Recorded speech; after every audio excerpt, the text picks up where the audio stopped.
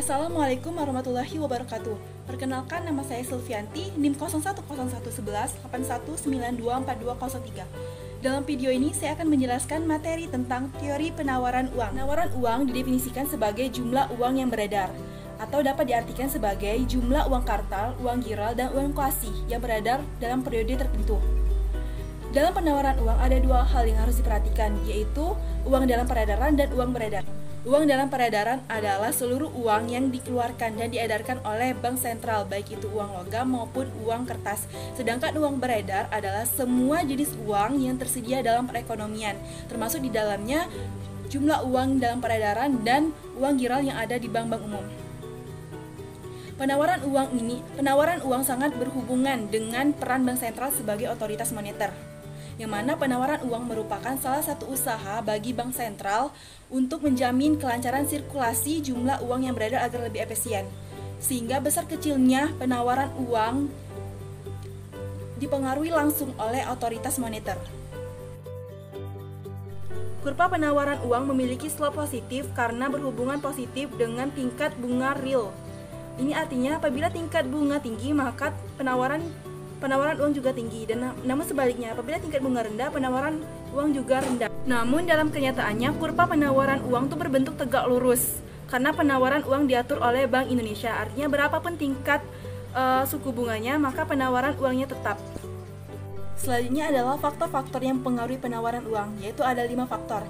Yang pertama yaitu kebijakan bank sentral, yang kedua yaitu tingkat pendapatan masyarakat, yang ketiga tingkat harga, yang keempat yaitu selera masyarakat, dan yang kelima yaitu peningkatan produksi barang dan jasa. Yang pertama, kebijakan bank sentral. Seperti sudah dijelaskan sebelumnya bahwasanya besar kecilnya penawaran uang itu dipengaruhi langsung oleh bank sentral atau otoritas moneter. Ada beberapa kebijakan bank sentral yang mempengaruhi penawaran uang, yaitu yang pertama, kebijakan operasi pasar terbuka, yang kedua kebijakan diskonto, ketiga kebijakan cadangan kas, keempat kebijakan selektif dan longgar, dan yang kelima yaitu kebijakan mencetak uang baru. Untuk yang pertama, kebijakan pasar terbuka. Ini dilakukan bank sentral untuk mengatur jumlah uang yang beredar, yaitu dengan menjual dan membeli surat berharga. Apabila bank sentral ingin mengurangi jumlah uang yang beredar, maka bank sentral akan menjual surat berharga. Namun apabila bank sentral akan menambah jumlah uang yang beredar, maka bank sentral akan membeli surat berharga. Kebijakan yang kedua yaitu kebijakan diskonto. Dilakukan bank sentral untuk mengatur jumlah uang yang beredar dengan menaikkan dan menurunkan tingkat suku bunga. Yang mana apabila bank sentral menaikkan tingkat suku bunga, artinya bank sentral ingin mengurangi jumlah uang yang beredar. Dan apabila bank sentral menurunkan tingkat suku bunga, itu artinya bank sentral ingin menambah jumlah uang yang beredar. Untuk kebijakan yang ketiga yaitu kebijakan cadangan kas. Ini dilakukan bank sentral dengan menaikkan dan menurunkan cadangan kas yang ada di bank umum, yaitu yang pertama, apabila bank sentral menaikkan cadangan kas di bank umum, itu artinya bank sentral akan mengurangi jumlah uang yang beredar. Dan apabila bank sentral menurunkan cadangan kas di bank umum, artinya bank sentral akan menambah jumlah uang yang beredar.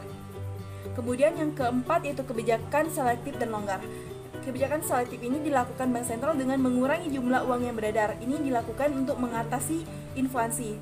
Dan kebijakan longgar ini dilakukan bank sentral dengan menambah jumlah uang yang beredar. Ini dilakukan bank sentral untuk mengatasi deflasi yang terjadi. Untuk kebijakan yang kelima yaitu kebijakan mencetak uang baru. Kebijakan mencetak uang baru ini dilakukan bank sentral dengan melihat kondisi yang terjadi dalam perekonomian di suatu negara, yaitu di negara Indonesia sendiri. Kebijakan mencetak uang baru yang dilakukan oleh bank sentral itu bukan semata-mata mencetak uang yang baru, namun bank sentral mencetak uang baru itu dilakukan harus sesuai dengan peraturan-peraturan yang sudah ditetapkan sebelumnya oleh Kementerian Keuangan. Yang kedua yaitu tingkat pendapatan masyarakat.